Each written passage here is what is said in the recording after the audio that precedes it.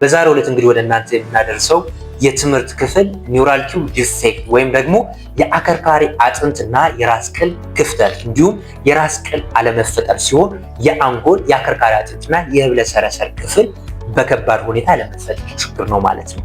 ታዲያ ይህ እንግዲህ በመጀመሪያዎቹ የእርግዝና ወር የሚፈጠር ሲሆን ብዙ ጊዜም እንግዲህ እናቶች እርጉዝ መሆናቸውን ከማወቃቸው በፊት የሚፈጠር ችግር ነው ማለት ነው። ይህም የሚከሰተው የነርቭ ቱቦዎች በትክክል እንዲሁም ሙሉ በሙሉ ሳይዘጉ ሲቀሩ ነው ማለት ነው። ኒውራል ቲዩብ ዲፌክት በስንት ይከፈላል? በሶስት እንከፍላቸዋለን። የመጀመሪያው ስፓይና ባይፊዳ ሲባል ይህም ምን ማለት ነው ካላችሁ የአከርካሪ አጥንት ክፍተት ሲሆን በዚህ ክፍተት ህብለ ሰረሰር ወይም ሴሬብሮስፓይናል ፍሉይድ ወደ ውጭ ሲወጣ የሚከሰት ነው ማለት ነው። ይህም የአካል ጉዳት፣ ሽንትና ሰገራን ለመቆጣጠር መቸገርና አንዳንዴ ወይም አልፎ አልፎ ደግሞ በቀጥታ የአእምሮ እድገት ውስንነት ሊያመጣ ይችላል ማለት ነው። ወደ ሁለተኛው ስሜት ደግሞ አንሴፋሊ ይባላል። ይህ የራስ ቅል ክፍል አለመፈጠር ነው። ይህም በህፃኑ ላይ እንግዲህ እጅግ በጣም ከፍተኛ የሆነ ጉዳት ያደርስበታል። ያ ማለት ጽንስ ውስጥ እያለን ህፃኑ ሊሞት ይችላል፣ አሊያ ደግሞ እንደተወለደ ብዙም ሳይቆይ ይሞታል ማለት ነው። ሶስተኛው ስናይ ኢንሴፋሎሴል ይባላል። ይህም የራስ ቅል ክፍተት መኖርና የአንጎል ክፍል ወደ ውጭ መውጣት ሲሆን በዚህ ክፍተት ውስጥ የአንጎል ክፍል ወደ ውጭ ሲወጣ የሚከሰት ነው ማለት ነው። እንግዲህ የዚህ ክብደት ወይም ችግሩ እንደ ወጣው የአንጎል ክፍል መጠንና ቦታ ሊለያይ ይችላል ማለት ነው። ኒውራል ቲዩብ ዲፌክት ለምን ይከሰታል? ብዙ ጥምር ምክንያቶች ቢኖሩትም ዋና ዋና የሚባሉ አጋላጭ ምክንያቶችን ወደ እናንተ አደርሳለሁ ማለት ነው። የመጀመሪያው በደም ውስጥ ያለ የፎሊክ አሲድ መጠን ዝቅተኛ መሆን።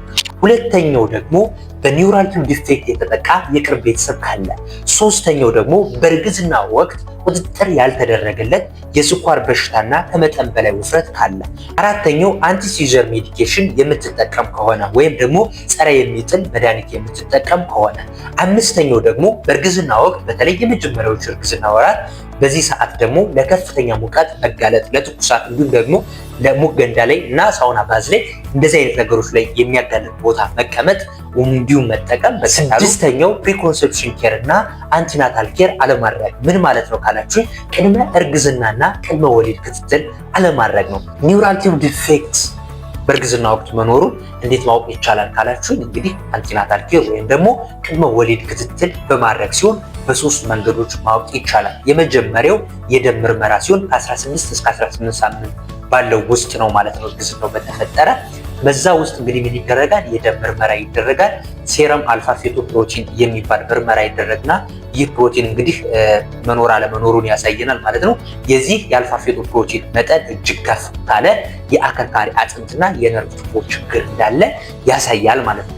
ሁለተኛው ደግሞ በአልትራሳውንድ እንግዲህ አይኛው ሳምንት ላይ በአልትራሳውንድ ስካን ወይም ደግሞ በአልትራሳውንድ ምርመራ በመደረግ ማወቅ ይቻላል። ሶስተኛው ደግሞ እንግዲህ አሚኖሲንቴሲስ ሲሆን 15 እስከ 20ኛው ሳምንት ባሉት ውስጥ የሚታይ ሲሆን ይህ ደግሞ እንግዲህ በደም ምርመራና በአልትራሳውንድ ስካኒንግ ወይም ደግሞ በአልትራሳውንድ ምርመራ በመመርኮዝ ሲሆን የዘረመል እክሎችን ለማወቅ። ኒውራል ቲዩብ ዲፌክትን መከላከል ይቻላል ወይ? መልሱ አዎ ነው። ምን በማድረግ? ፕሪኮንሴፕሽን ኬርና አንቲናታል ኬርን በመጠቀም ቅድመ እርግዝናና ቅድመ ወሊድ ክትትል በማድረግ እንግዲህ የመጀመሪያዎቹ በቅድመ እርግዝና የሚደረጉ እንክብካቤዎች አሉ። የመጀመሪያው ፎሊክ አሲድ እንድትወስድ ይደረጋል። የመጀመሪያዎቹ 3 ወር ቢያንስ ግን የመጀመሪያ እርጉዝ ከመሆኗ በፊት 1 ወር ቀደም ብላ ፎሊክ አሲድ መውሰድ አለባት። በየቀኑ 0.4 ሚሊግራም ወይም 400 ማይክሮግራም ፎሊክ አሲድ መውሰድ አለባት። ነገር ግን እነዛ ከላይ ቅድም የዘረዘርኳቸው አጋላጭ ነገሮች ካሉ ግን በቀጥታ እስከ 4000 ማይክሮግራም በየቀኑ ፎሊክ አሲድ ሊሰጥ ይችላል ማለት ነው። ስለዚህ ዋናውና ዋናው ቁልፉ ነገር ኒውራል ቲዩብ ዲፌክትን ለመከላከል ምንድን ነው ካላችሁ ከላይ ቅድም የዘረዘርኳቸው አጋላጭ ነገሮችን ማከም ያስፈልጋል። ለምሳሌ ፎሊክ አሲድ መጠን ዝቅተኛ ከሆነ ከፍ እንዲል የፎሊክ አሲድ እንግዲህ ድራጎችን መውሰድና እርግዝና በፊትም የስኳር በሽታ ካለ እሱን ማከም ያስፈልጋል። ከመጠን በላይ ያለው ውፍረትም ካለ ማከም ያስፈልጋል። ለሙቀት እጅግ አጋላጭ የሆኑ ነገሮችን መቀነስ ማቆም ያስፈልጋል። አንቲሲጀር ሜዲኬሽኖችን መቀነስ እንግዲህ ፕሪኮንሴፕሽን አንቲናታል ኬር ማድረግ ነው። ሌላኛው ደግሞ ፕላንድ የሆነ እርግዝና ካለ ስር የሰደዱ የጤና ችግሮችን ወይም ከላይ ያሉ አጋላጭ ነገሮችን በቀላል ለማከም ያስችላል ማለት ነው። እነዚህ ለኬሚካል ኢንዱስትሪ ያለባቸው ቦታዎችን ለሙቀት የሚያጋልጡ ነገሮችን ጸረ ተባይ የሆኑ መድኃኒቶች ከነሱ ማራቅ፣ እንደ ትንፋሆ፣ ሌሎቹም ደግሞ እነዚህ ሲጋራ ምናምን አይነት የሚጠቀሙ ነገሮች ሰዎች ከነሱ መራቅ ያስፈልጋል ማለት ነው። በሌላ ቪዲዮ እስክንገናኝ ከጠቀማችሁ ሰብስክራይብ በማድረግ ላይክ በማድረግ ሼር ሳይረሳ ለብዙ ሰዎች ተደራሽ እናድርግ። በሌላ ቪዲዮ እስክንገናኝ ቸር ሰንብቱ። ሳምሶን ሃይንድ ዩቲዩብ ቻናልን ቤተሰብ ይሁን።